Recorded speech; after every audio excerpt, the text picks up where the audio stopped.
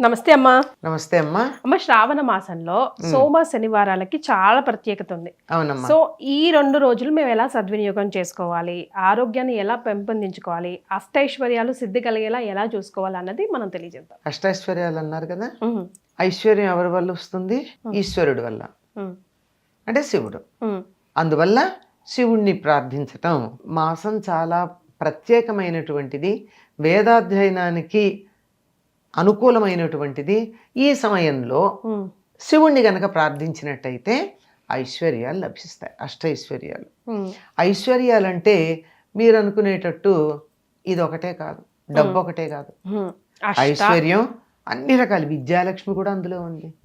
పైగా శివుడు దక్షిణామూర్తి స్వరూపంగా లోకానికి అంతటికీ జ్ఞానాన్ని ప్రసాదిస్తూ ఉంటాడు. జ్ఞానప్రదాత. జ్ఞానం కావాలన్నా, చదువు కావాలన్నా, మనశ్శాంతి కావాలన్నా, ధనం కావాలి, సంతానం, సంపద, ఇలా ఏది కావాలన్నా అన్నిటినీ ప్రసాదించగలిగినటువంటి వాడు శివుడు. అటువంటి శివుణ్ణి మనం పూజించటం ప్రధానం.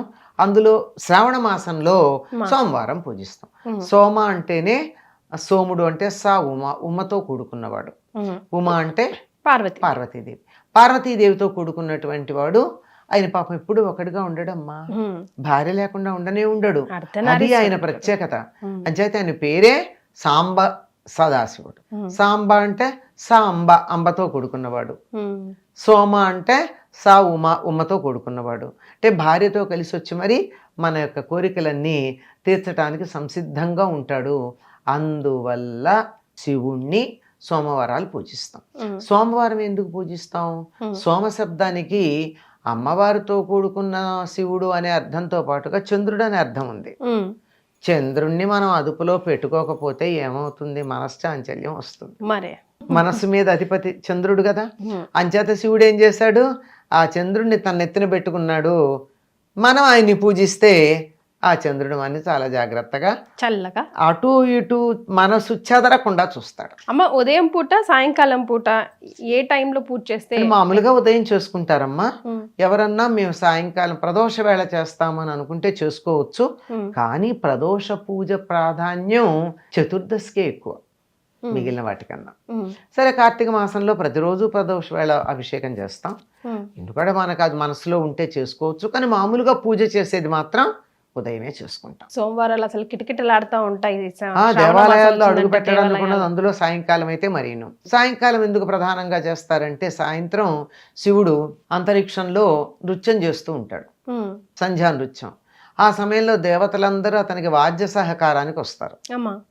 అంచేత ఆ సమయంలో శివుడికి నమస్కారం చేసుకుంటే ఏమవుతుంది? ఎంతమంది దేవతల్ని నమస్కరించుకున్నట్టు అవుతుంది. అందుకని మనం కొంచెం ఏకక్రియ ద్వ్యధికరి అని ఒక పని చేస్తే రెండు ఫలితాలు ఉండాలని, రెండేమిటి బోలెడు ఫలితాలు ఉండాలంటే సంధ్యా సమయంలో శివాలయానికి వెళ్ళి శివుని దర్శించుకోండి, ఇక అందరు దేవతలకి నమస్కారం చేసుకున్న ఫలితం వస్తుంది అని చెప్తారు. ప్రత్యేకంగా ఈ ద్రవ్యంతో అభిషేకం చేస్తే మంచిది అని అట్లా ఏమన్నా ఉందామా? శివుడికి ఉన్నాయమ్మా. ఇప్పుడు కొబ్బరి నీళ్ళు అంటారు, అన్ని చాలా ఉన్నాయి. ప్రతి దానికి ఒక్కొక్కటి ఉన్నాయి. దీని వట్టి వేళ్ళు వేసిన నీళ్లు, తేనె మామూలుగా పంచామృతాల్లో ఉంటుంది అనుకోండి. పుష్పసారం, ఫలసారం అంటే ఫలాలతో అన్ని రకాల పళ్ళ యొక్క రసాలు, చెరుకు నుంచి తీసినటువంటి చెరుకు రసాలు, ఇలా ప్రతిదాంతోనూ చేస్తారు. వాటన్నిటికీ ఏవో ఫలితాలు ఉన్నాయి అంటారు. కానీ అన్నింటికన్నా మించి ఆయన అనుగ్రహం పరిపూర్ణంగా మన మీద ఉండాలంటే ఆయనకి శుద్ధ జలం ప్రధానం. అది శివాయ గురవే నమః అనుకుంటూ మంచినీరు. శివాయ గురవే నమః. మరి శనివారాల గురించి? శనివారం వెంకటేశ్వర స్వామికి ప్రీతికరం. విష్ణు ప్రీతికరం అనగానే వెంటనే మనం రాముడో కృష్ణుడో ఇలా అనుకుంటాం. కాదండి, ప్రత్యేకంగా వెంకటేశ్వర స్వామికి సంబంధించినటువంటిది. ఎందుకంటే శ్రవణ నక్షత్రం జన్మ నక్షత్రం. తన జన్మ నక్షత్రం ప్రాధాన్యం కలిగినటువంటి నెల గనక ఈ నెలలో ఆయన్ని పూజిస్తే ఆయన సంతోషిస్తాడు.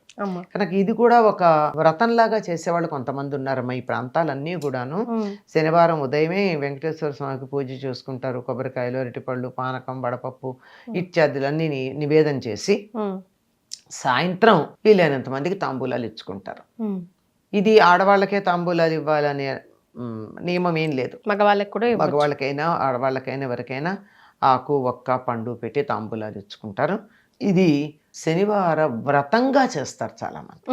ఏడు అంటే వ్రతం శనివారాల అంటే వ్రతం కూడా తప్పనిసరిగా ఆచరించాలని. 7 శనివారాల వ్రతం కూడా చాలా మంది ఇప్పుడు ప్రారంభిస్తారు కదమ్మా. అవును. శనివారం ఈ శ్రావణ మాసంలో ప్రారంభించి అది అట్లా కంటిన్యూ చేస్తారు 7 వారాల వరకు కూడా. ఇదో చాలా కొత్తగా వచ్చినటువంటి వ్రతం. అబ్బో అదొక ఒక ఉద్రేకం, ఒక ఉద్వేగంగా అది తప్పనిసరిగా చేయాలని చాలా మంది ఈ మధ్యకాలంలో చేయడం మనం చూస్తూ ఉన్నాం.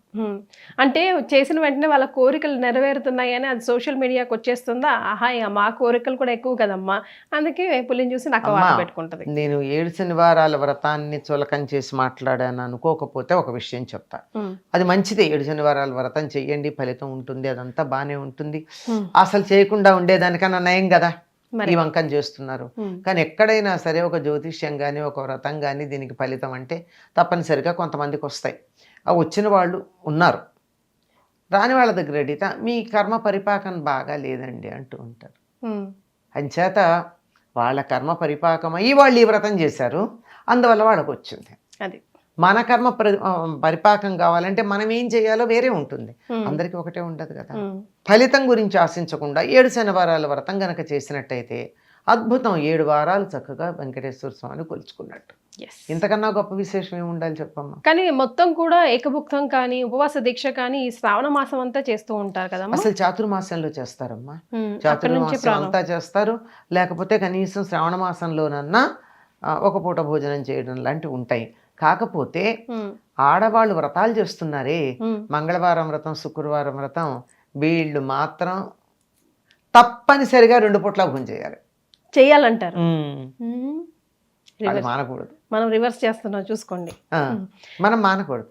ఇప్పుడు వ్రతం చేయని వాళ్ళు, ఇప్పుడు నేను ఉన్నాను, మంగళవారం వ్రతాలు నాకు ఎప్పుడో అయిపోయినాయి, అసలు అవసరం అయిపోయింది ఎన్నేళ్ల క్రితం.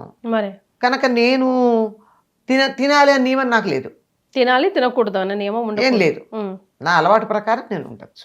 కానీ ఆ వ్రతం చేసేవాడు మాత్రం తప్పనిసరిగా తినాలి. ముత్తైదువులు ఎప్పుడూ కూడా సాయంకాలం భోజనం చేయకుండా ఉండకూడదమ్మా.